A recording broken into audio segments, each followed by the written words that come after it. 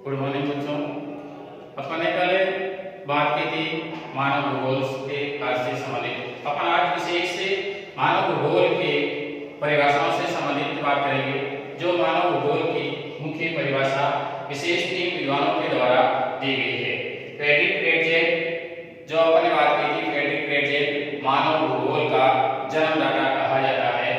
मानव भूगोल मानव समाजों और धरातल के बीच संबंधों का संश्लेषित अध्ययन, ये परिभाषा फ्रेडरिक रेटजेल के द्वारा दी गई। तो इसमें विशेष उनको याद रखना है कि मानव समाजों और धरातल के बीच जिस प्रकार का संबंध या अंतःक्रियाएं हो रही है, जिस प्रकार का मानव धरातल के संपर्क में रहकर के क्रियाकलाप कर रहा है, उसका संश्लेषित अध्ययन, सारांश के रूप में जो अध्ययन है वो जिस विषय में किया जाता है उसे मानव भूगोल कहा जाता है। ये कह रहा है फ्रेडरिक रेटजेल। अगले हम बात करेंगे एलन सैंपल के अनुसार। एलन सैंपल कह रहा है कि मानव भूगोल के अंतर्गत चंचल मानव, क्रियाशील मानव और अस्थायी पृथ्वी हमेशा धरातल में वो परिवर्तनशील अवस्था के अंतर्गत रहता है, बदलाव की स्थिति रहती है। तो कहना है क्रियाशील मानव और अस्थायी पृथ्वी के पारस्परिक जो बीच में जो संबंध जो पाया जाता है, उसके अंतर्गत जो भी परिवर्तन की जो स्थिति बनती है, उस परिवर्तनशील संबंधों का अध्ययन जिस विषय में किया जाता है उसे मानव भूगोल कहा जाता है। वहीं अगर अपन बात करें एलन सैंपल, ये नीतिवाद के समर्थक थी, जो फ्रेडरिक रेटजेल की शिष्या रही है। अगले अपन बात करेंगे विडाल डी ग्लास के अनुसार।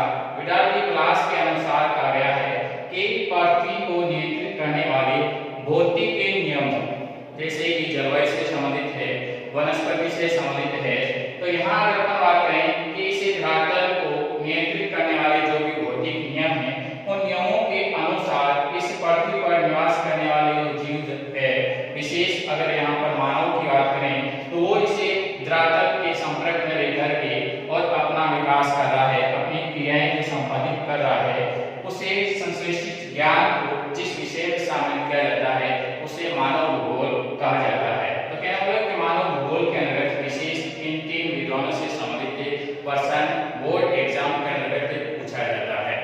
अभी हम बात करेंगे मानव भूगोल के विशेष क्षेत्र से संबंधित।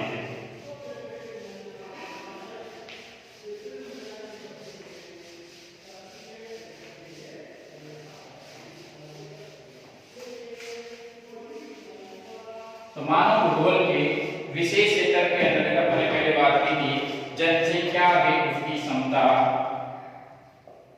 मानव भूगोल के विशेष क्षेत्र, जिसमें हमने बात की थी जनसंख्या व उसकी क्षमता, प्रदेश के प्राकृतिक संसाधन, सांस्कृतिक वातावरण, कार्य के अनुक्रम में। और अभी अपन बात करेंगे समायोजन में प्रादेशिक संगठन। समायोजन वे प्रादेशिक संगठन, ये विषय भी इस मानव भूगोल के विशेष क्षेत्र के अंतर्गत शामिल किया गया है। भूगोल विद्या को केवल इतना ही नहीं मालूम करना होता है कि पृथ्वी तल पर मानवीय दशाएं किस प्रकार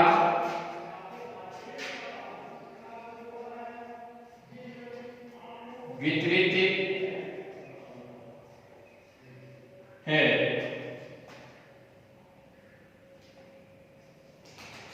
वर्ण यह भी जानना आवश्यक है कि उनका वितरण विशेष ढंग से क्यों है। समाज में प्रादेशिक संगठन के अंतर्गत भूगोल का केवल यह नहीं मालूम करना होता है कि पृथ्वी पर मानवीय दशाएं किस प्रकार की वितरित है, कहाँ पर किस प्रकार का मानव धरातल के संपर्क में रहकर के काम कर रहा है, पृथ्वी तल पर मानवीय दशाएं किस प्रकार से वितरित है, वरना यह भी जानना आवश्यक है कि उन वितरण पर विशेष ढंग से क्यों है। कहना मतलब है कि वहां पर उनका जो कार्य है वो उसे धरातल के अनुरूप उन भौगोलिक दशाओं के अनुरूप में संचालित हो रहा है। जहाँ जिस प्रकार का प्रदेश होगा उसी के अनुरूप ही वहां मानवीय अपने क्रियाकलाप करते रहेंगे। मानव भूगोल के अध्ययन का दूसरा पक्ष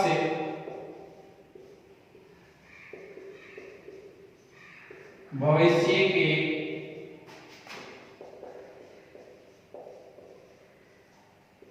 परिप्रेक्ष्य में मानव वातावरण तंत्र का अध्ययन करना है। कहने का मतलब यह है कि मानव भूगोल के अध्ययन का दूसरा पक्ष की अगर बात करें तो भविष्य के परिप्रेक्ष्य में मानव के जो भी क्रियाकलाप हो रहे हैं तो मानव हमेशा एक विकासशील श्रेणी के अंतर्गत जुड़ा हुआ है, वो अपना हमेशा विकास करता रहता है। तो इसीलिए मानव वातावरण तंत्र का अध्ययन करके जहाँ जिस प्रकार की भौगोलिक दशाएं पाई जाती है, जहाँ जिस प्रकार का वातावरण पाया जाता है उसी के अनुरूप वो कौन से कार्य संपादित कर सकता है, उसी के अनुरूप वो आगे बढ़ सकता है।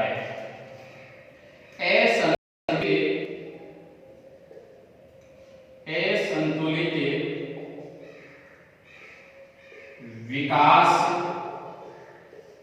के कारण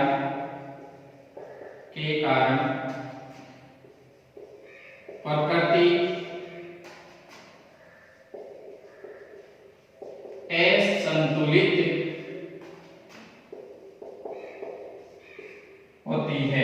होती जा रही है। आज वातावरण अवनयन वे प्रदूषण की समस्याएं के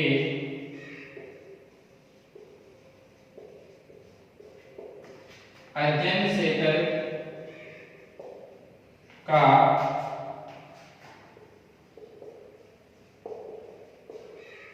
अभिन्न अंग हो गया।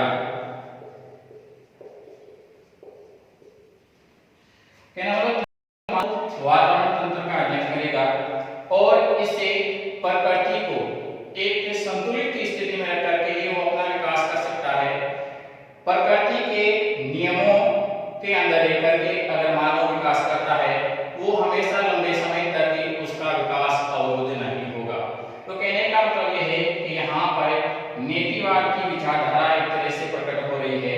मानव इसे प्रकृति के साथ में खिलवाड़ नहीं करके अपना विकास करेगा तो उसका निरंतर रूप से विकास होता रहेगा। तो असंतुलित विकास की स्थिति अगर वो अपनाएगा, कहने का मतलब यह है कि वो मानव अपना केवल स्वार्थ को देख करके ही अधिक से अधिक संसाधनों का अगर उपभोग करेगा तो उस स्थिति में प्रकृति असंतुलित होती जाएगी और उस स्थिति में वातावरण के अंतर्गत इस प्रकृति के अंतर्गत एक क्षमता पाई जाती है कि उसके अंतर्गत जो नुकसान हो रहा है उसकी उन्हें क्षतिपूर्ति करने की स्थिति पाई जाती है। लेकिन मानव अपने स्वार्थ के कारण से संसाधनों का अत्यधिक दोहन के कारण से इस प्रकृति के अंतर्गत जो नवीनीकरण की जो क्षमता पाई जाती है, सामान्यतः उसे नवीनीकरण से भी परे ये मानव अपने विकास के अंतर्गत संसाधनों का उपभोग करने की स्थिति में प्रदूषण की समस्याएं बढ़ जाएगी। तो इनका भी अध्ययन इसे सामाजिक और प्रादेशिक संगठन के अंतर्गत किया जाता है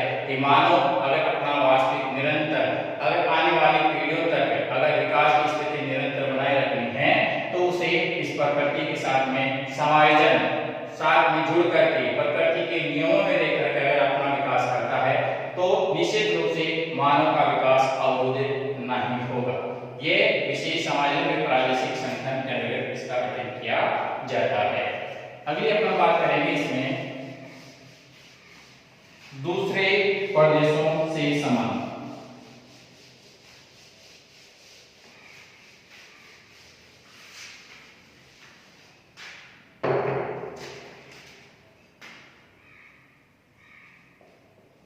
दूसरे प्रदेशों से संबंध।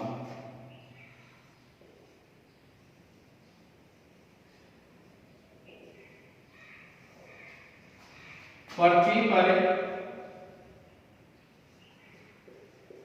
पर मानव एकाकी नहीं है, उसके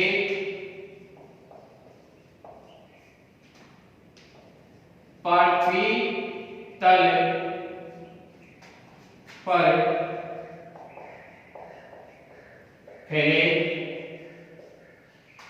विभिन्न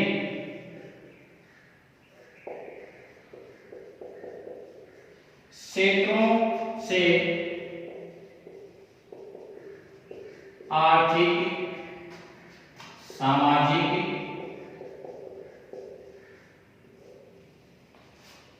सांस्कृतिक,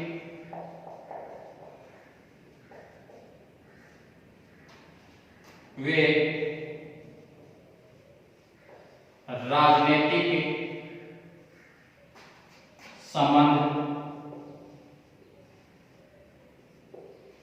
भी होते हैं।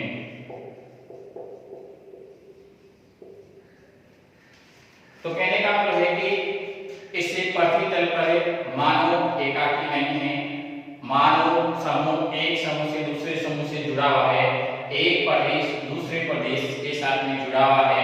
किसी प्रदेश के अंतर्गत कृषि कार्य अधिक हो रहा है तो कृषि से आधारित जो भी उद्योग उनके द्वारा उत्पादित या खाद्य सामग्री उन क्षेत्रों के अंतर्गत पहुंचाए जाते हैं जहां पर कृषि कार्य नहीं हो रहा है, केवल खनन कार्य हो रहा है। खनिज पदार्थ निकाल करके उन पर आधारित जो उद्योग वहां पर जो संचालित हो रहे हैं तो उनको खाद्य सामग्री की आवश्यकता होती है। तो जहाँ कृषि कार्य हो रहा है वहां से खाद्य सामग्री का आयात उन खनन वाले क्षेत्रों के अंतर्गत कर लिया जाता है।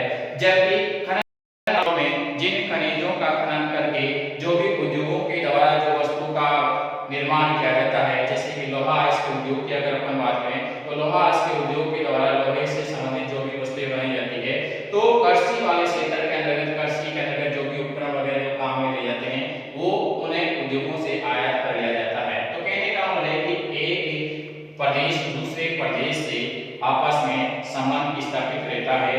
वहीं अगर अपन सामाजिक स्थिति की भी बात करें, सांस्कृतिक स्थिति की अगर अपन बात करें या राजनीतिक की स्थिति की बात करें, जो भी सरकारों के द्वारा एक सरकार केंद्र सरकार राज्य सरकार की अगर अपन बात करें, एक राज्य से दूसरे राज्य की सरकारों की अगर अपन बात करें तो उनके बीच में भी आर्थिक मसलों से संबंधित विचार विमर्श से या फिर कुछ नियम बनाए जाते हैं। तो एक क्षेत्र दूसरे क्षेत्र से हमेशा निर्भर रहते हैं। एक क्षेत्र से दूसरे क्षेत्र के अंदर जो भी आवश्यकता के अनुसार जो भी वस्तुएं हैं वो आयात या निर्यात मंगवाई या भेजी जाती है। तो ये विशेष पक्ष का अध्ययन मानव भूगोल के विशेष क्षेत्र के अंतर्गत किया जाता है। अगली अपन बात करेंगे मानव भूगोल का विकास।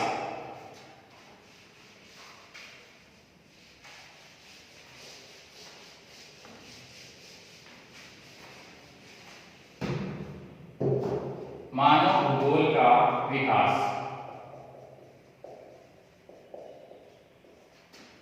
मानव भूगोल का विकास, अगर अपन मानव भूगोल के विकास की अगर अपन बात करें तो इसे पृथ्वी के निर्माण के लंबे समय बाद जब इससे पृथ्वी पर जीव जंतु की उत्पत्ति हुई और धीरे धीरे मानव की उत्पत्ति की स्थिति बनी, तब से ही मानव भूगोल की स्थिति आरंभ हो गई थी। उस समय मानव पूर्ण रूप से आदिम ढंग से ही अपना जीवन यापन करता था। जंगलों में, पहाड़ों में, घने जंगलों के अंदर निवास करता था और पेड़ पौधों के कंदमूल वगैरह या वहां पर जो भी पशु थे, जो विशेष जंगली जानवर थे, उनका शिकार करके वो अपना भरण पोषण करता था। तो मानव भूगोल के विकास की अगर अपन बात करें तो मानव भूगोल का विकास प्राचीन काल से ही होता आ रहा है। मानव भूगोल का विकास प्राचीन काल से ही होता आ रहा है, होता आ रहा है।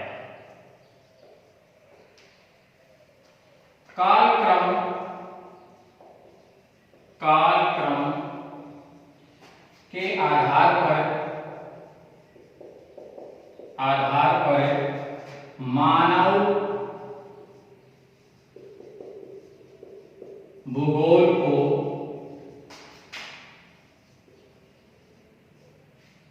मुख्य रूप से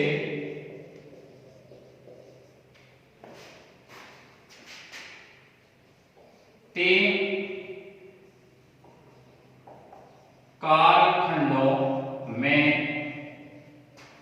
बांटा गया है,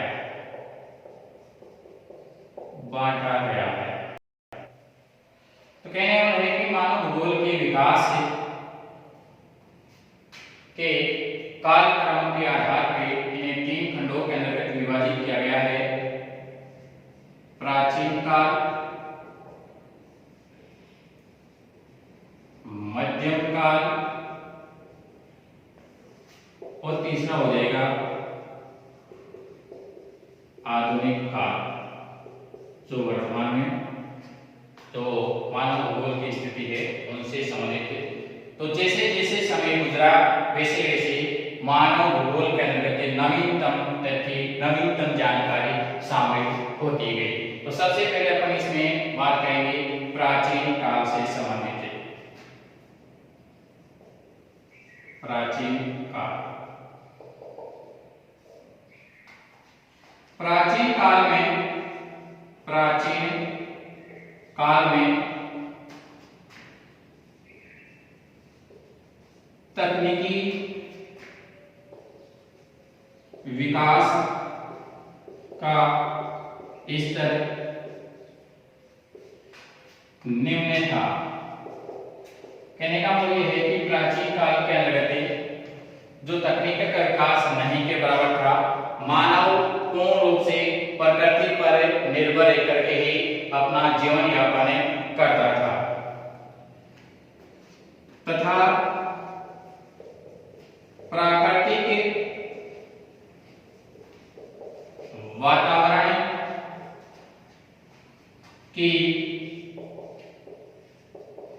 प्रधानता थी।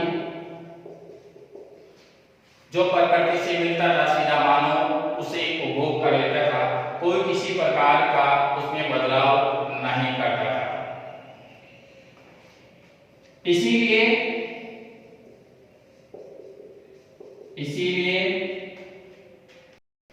वेदों में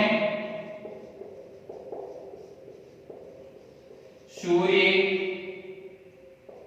वायु, अग्नि, जल, वर्षा आदि प्राकृतिक तत्वों को देवता मानकर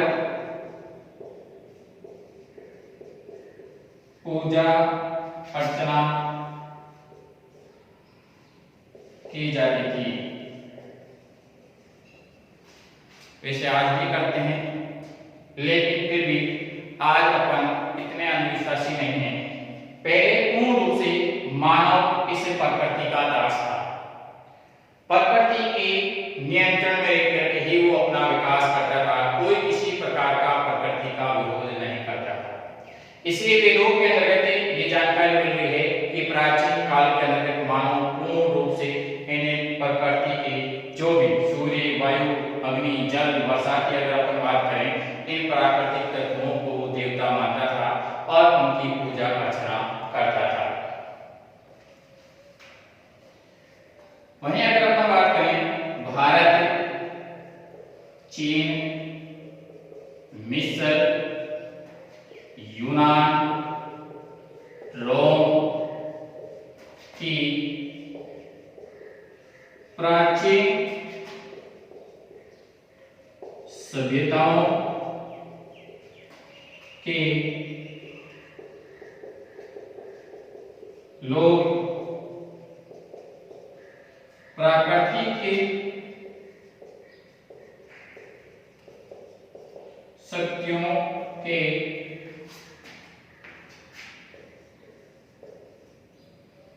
प्रभाव को मानते थे।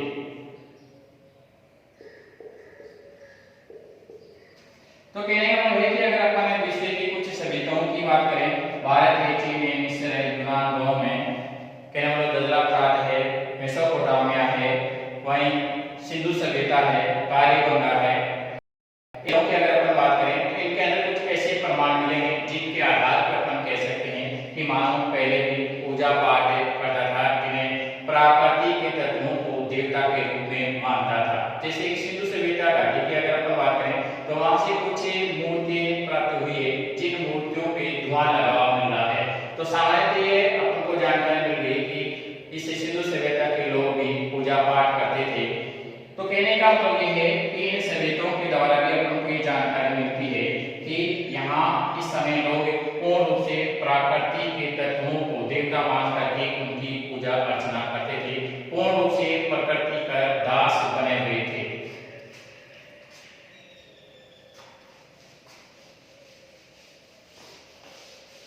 अभी हम इसी कालखंड से संबंधित की बात करेंगे। इसी कालखंड के अंतर्गत कुछ भूगोल विद्वानों का भी योगदान रहा है। जैसे यूनानी दार्शनिक थेल्स वे एनाक्सिमेंडर ने जलवायु, वनस्पति वे मानव समाजों का वर्णन किया। यूनानी दार्शनिक विशेष पश्चिमी यूरोपीय क्षेत्र के रहने वाले विद्वान थेल्स और एनाक्सिमेंडर ने जलवायु से संबंधित, वनस्पति से संबंधित और मानव समाज से संबंधित जानकारी प्रदान की है। इसी के साथ ही अगर अपन थेल्स की बात करें तो ये थेल्स जो भूगोलवेत्ता जो सबसे पहले इस विश्व के अंदर जो भी महाद्वीप है, इस महाद्वीपों को एक करके मानचित्र बनाने वाला भी एक प्रथम भूगोलवेत्ता माना जाता है। अभी अपन बात करें हेरोडोटस की। हेरोडोटस इन्होंने गुमकड़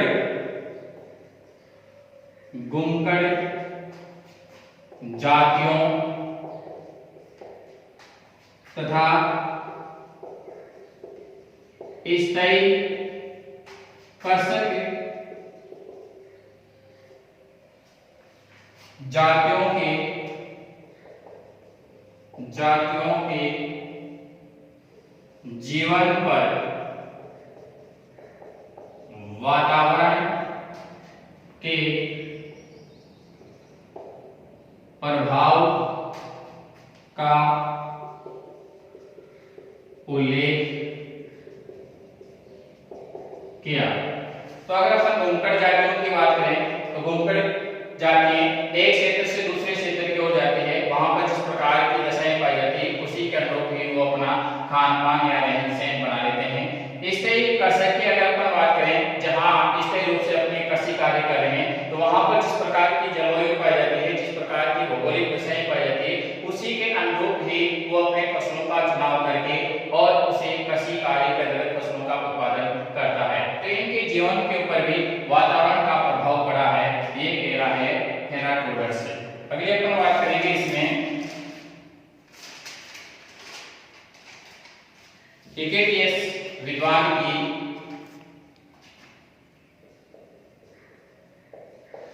हिकेटियस ने विश्व के बारे में उपलब्ध भौगोलिक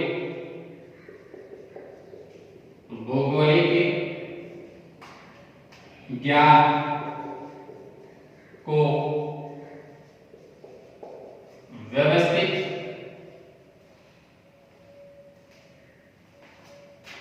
किया।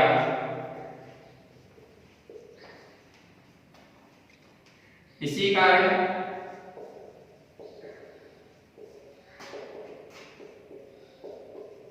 हिकेटियस को भूगोल का जनक कहा जाता है। तो अगर अपन हिकेटियस की बात करें तो ये विद्वान ऐसा विद्वान रहा है जिन्होंने भौगोलिक ज्ञान को एक व्यवस्थित क्रम से लिखने का प्रयास किया।